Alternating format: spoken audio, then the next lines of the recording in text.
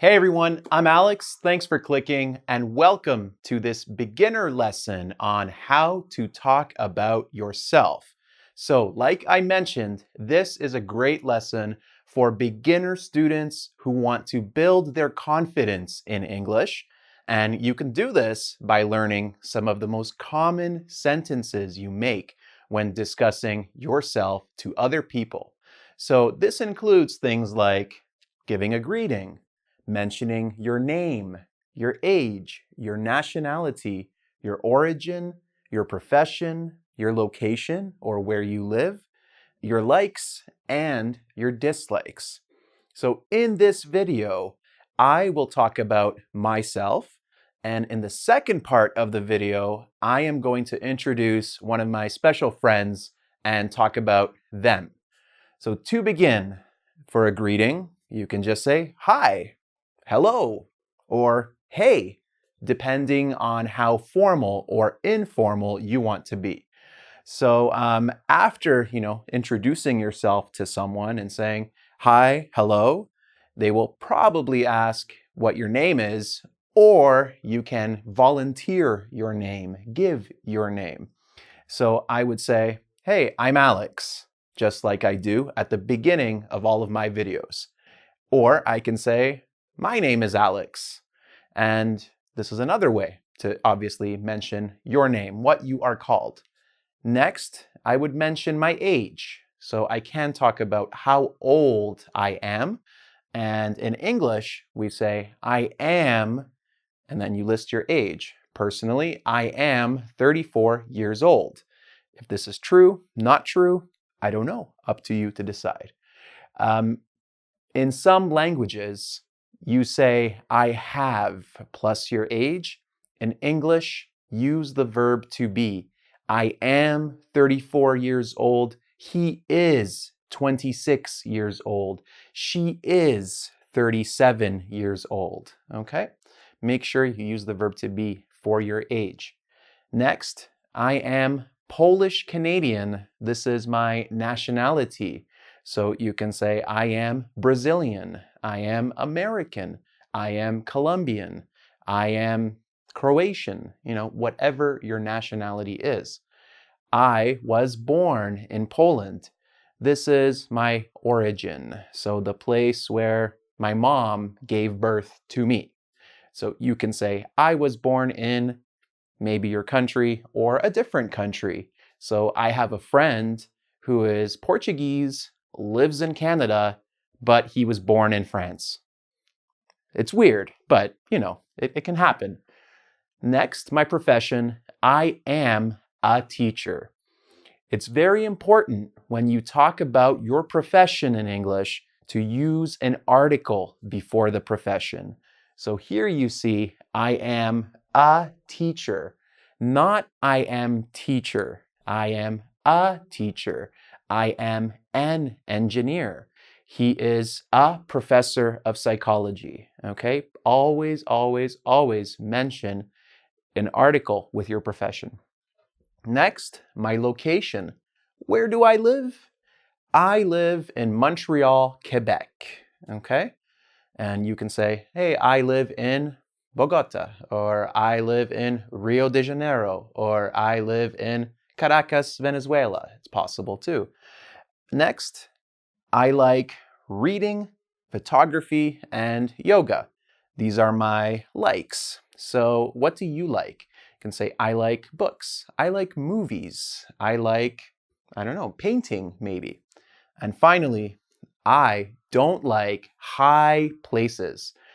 You can also say heights. So in general, I don't like heights. I feel very nervous when I go to Toronto, Ontario, and I go to the top of the CN Tower and look down. They have a glass floor. I can't step on the glass floor for very long because I feel very nervous, very anxious. I don't like high places. Now, if you think that this is something that is easy, that's okay.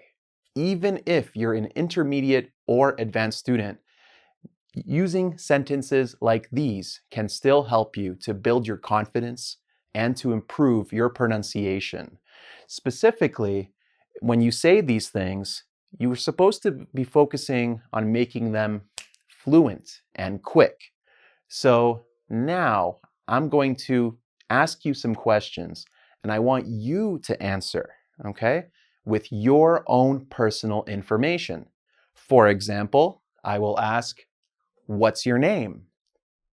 And you will say, "My name is," You're talking to your computer screen. You're talking to me. Look around. Is anyone watching you? Are you in a computer lab? Are you at home? Are you on the bus? If you're on the bus, maybe don't do this exercise. But if you're in a safe place where people will not look at you weird, come, do this exercise with me. So let me ask you, and you answer clearly, quickly, confidently. What's your name? How old are you? What's your nationality? Where are you from? What do you do? Where do you live? What do you like? What don't you like? Okay, so when you do this type of activity, like I mentioned, it can help to develop your confidence, your pronunciation, your general fluency in English. Now, I'm going to introduce you to one of my friends, and we'll learn a little bit about him. Come on, Steve. Don't be shy. That's it. That's it. Okay, there you go. This is my friend Steve. Some of you know him from some of my other videos, and today I'm going to talk about him and tell you a little bit about his past, his likes, his dislikes, the secret world of Steve the Spider. So, I could say, hey, if I'm introducing you to Steve, say, "This is Steve," or "His name is Steve."